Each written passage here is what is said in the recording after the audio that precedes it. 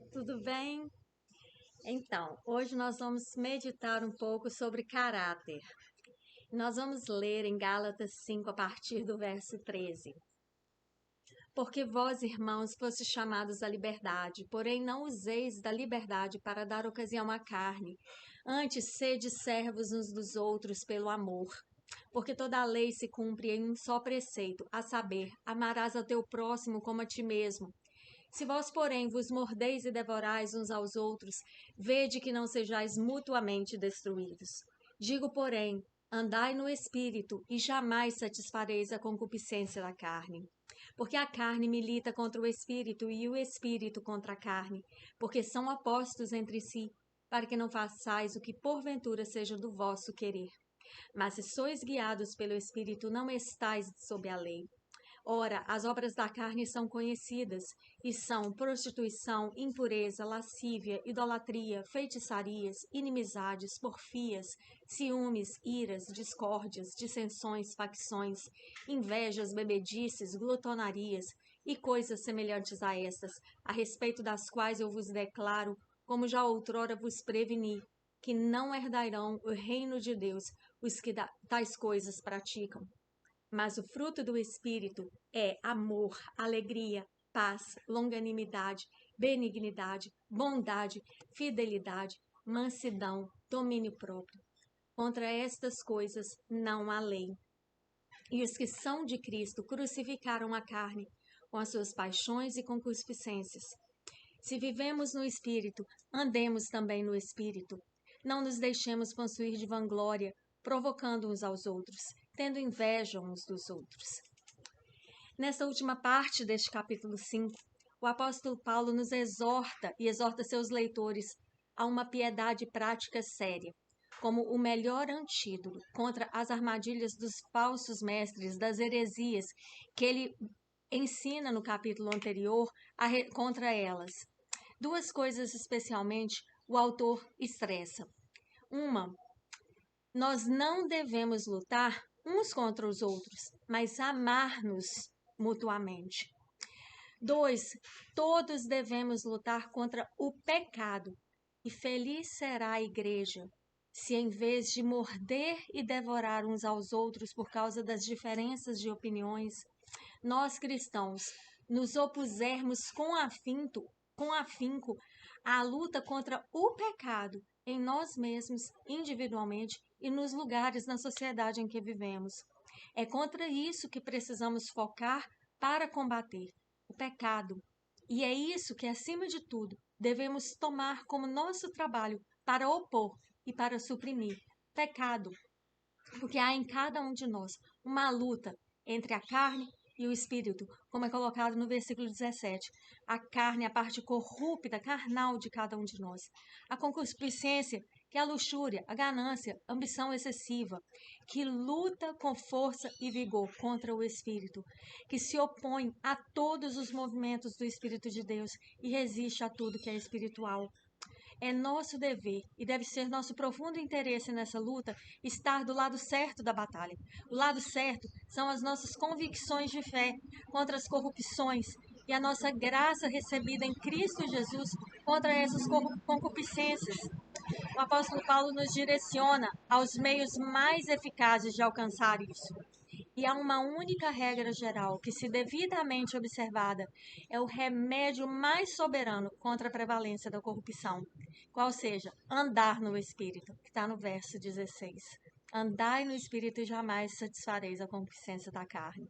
O apóstolo especifica as obras da carne que devem ser vigiadas, devem ser mortificadas, nos versos 19 ao 21. Pecados estes que, indubitavelmente, excluem os homens do reino de Deus, excluem os homens dos céus, aqueles que tais obras praticam, aqueles que vivem nessas obras. E o fruto do Espírito é que devem ser cultivados e produzidos. Temos especificados quais as características da nova natureza do cristão e que devem nos ocupar e que deve ser a nossa ocupação para termos produzidos. Estão nos versos 22 e 23. Essa deve ser a nossa natureza. E Paulo nos recomenda particularmente o amor, especialmente o amor a Deus e o amor uns aos outros por causa de Deus. A alegria pela qual nós podemos estender a alegria do Senhor nas conversas com os nossos amigos, no nosso procedimento e atitudes diárias. E o melhor, um constante deleite em Deus.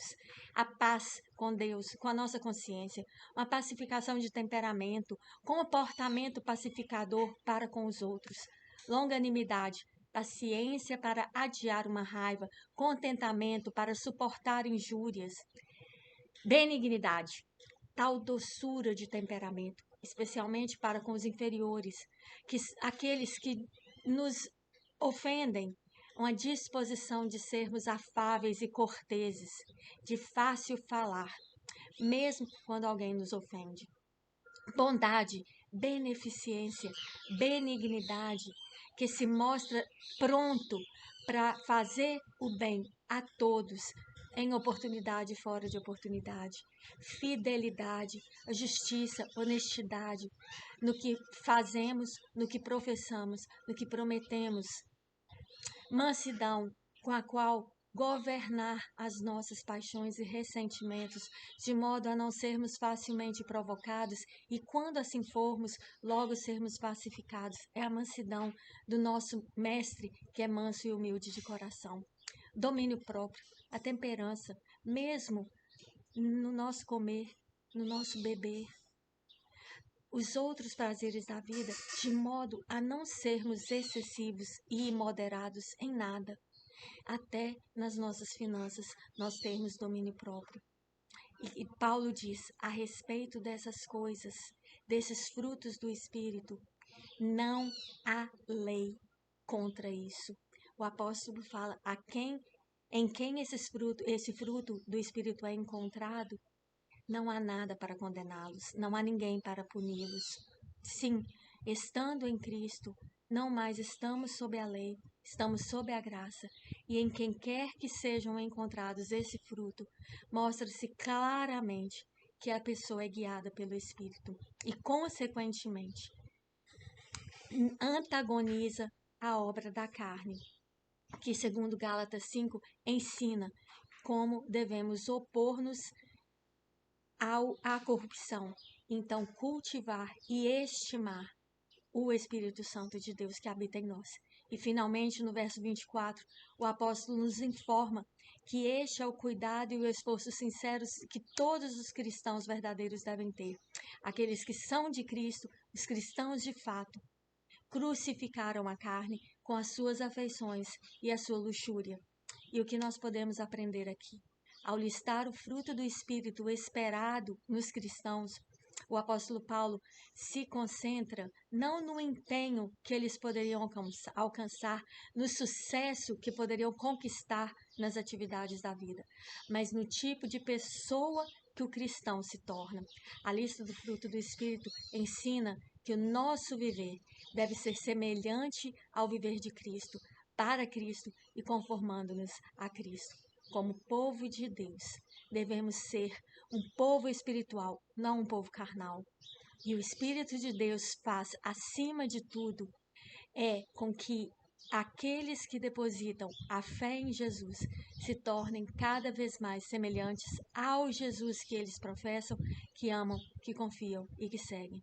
Então, nós podemos dizer que o fruto do Espírito, em Gálatas 5, 22 e 23, é uma linda figura de Jesus para nós imitarmos e seguirmos e cultivarmos. Que Deus abençoe vocês.